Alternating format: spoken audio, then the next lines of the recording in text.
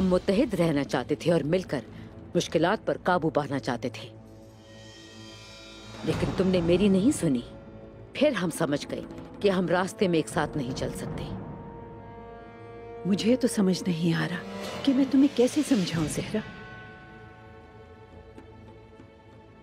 वो क्या कहते हैं?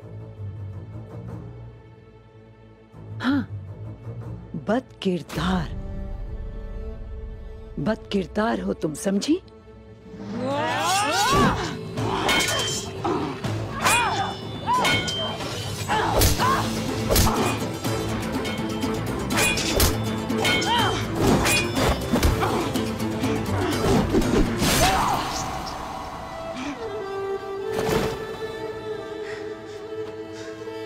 Borjin! Borjin! Borjin! Borjin! Borjin!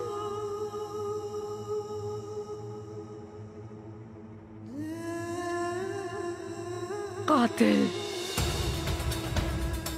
कातिल हो तुम लोग! कातिल हो तुम लोग! कातिल!